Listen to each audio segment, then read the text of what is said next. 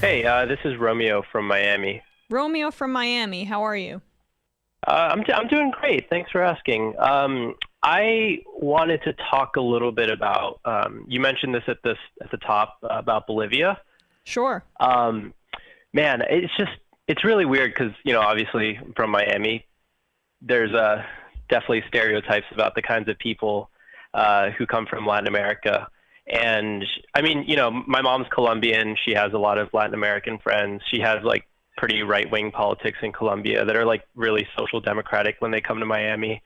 Um, she like supported Bernie and stuff, but she really likes Uribe in Colombia. But yeah, I remember like having a friend over who, she was talking about how like horrible Evo Morales was and stuff like that. And it's like, these people are from Santa Cruz and, the like more right-wing state in Bolivia. And it just like, I think that like those kinds of people get like so much attention, but like it's just weird because there's like so many like left-wing Latin Americans who are also here. Like I have a friend who like his parents fought with the Sandinistas and like, they ended up coming here because it got really bad during the 80s when the U.S. was like, funding, like terrorist, attempts to overthrow their government. And it just, I don't know, it rubs me the wrong way when people are like, yeah, like Latin Americans or like, from Cuba or whatever are right wing, because it's like it's like a certain kind of people that are like focused in on the media and like a certain kind of people who like have this like political power that's amassed in Miami.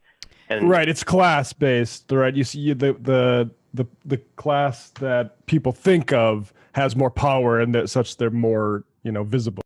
And the ones that are right, yeah, pushed by the media and they're, the right wing is, this probably better than me, but based on what I've read about, the right wing talk radio and the right wing media machine in the Miami area is quite potent and played a significant role in our politics and the rise of right wing talk radio in the early 2000s. Yeah, I mean, I don't know, it's crazy here, and I mean, like WhatsApp has like played a pretty big role in it too, because I maybe you guys reported on this a while ago. I like check in and out of the show, but there was just not a lot of investment in like Latin American communities from the part of the Democratic Party here. But the Trump people were full force, and like a lot of those like Trump people like moved up and up that right wing ladder. And they just invested more here, like on the ground and like in these like communication circles.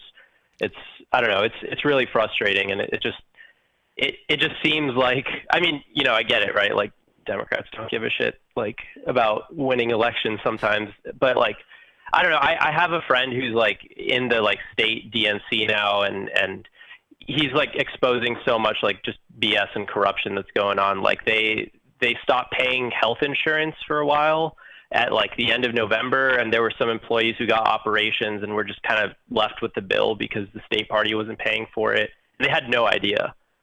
Wow. I mean, it's amazing how we saw, I don't know what their finances are like right now, but we saw how basically Hillary's campaign was keeping the DNC's lights on for a while. So that doesn't shock me that they were skimping out after the election, because I'm sure they just emptied their coffers and really it gave it all to consultants, I'm sure. But thank you so much for your call.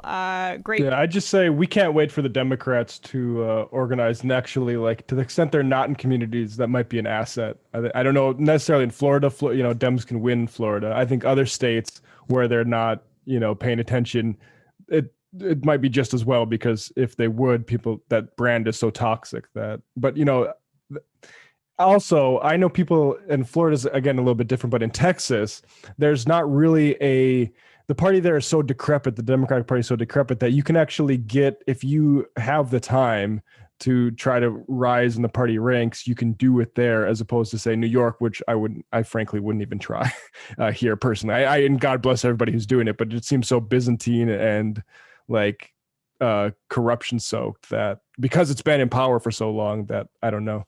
But yeah, I guess like last thing real quick, if that's all right. Sure.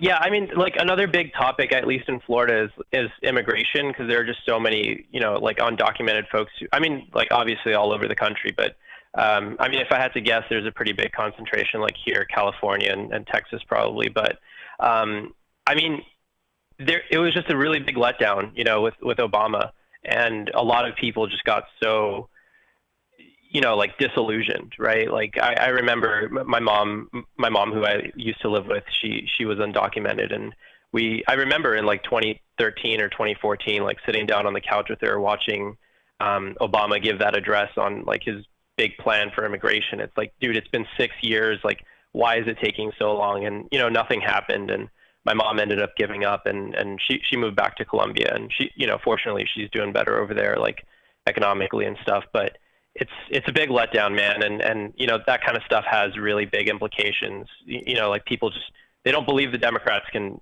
fix things when they see, Obama kind of like flub it for 8 years. But I don't know if that's something we're going to have to reckon with. And I appreciate what you guys do.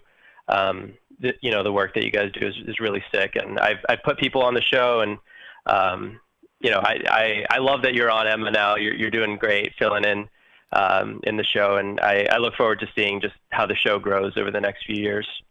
Thanks so much. I appreciate it, Romeo. All the best to your mom. Hearing how the Democratic Party fails people, it just never fails to get me enraged. So I really appreciate it. Yep. Have a good one. Have a good one. Bye. And the only way that they can fix that is actually doing stuff, right? Like they have to continue to deliver. And if things get left on the table, like the PRO Act and HR1, and if they don't, continue the child poverty stuff, or expand healthcare access, like that's what's going to happen. And people can do whatever type of acrobatics they want during campaign season to think that can fix the problem. But ultimately, the only way to do this is like what Lula did, is to give people so much material support that they're literally getting taller because they're escaping poverty. Yeah. I mean, I couldn't agree more. This is part of why we're, it can't just be the stimulus packages, or it can't just be relief packages from COVID. This has to be sustained.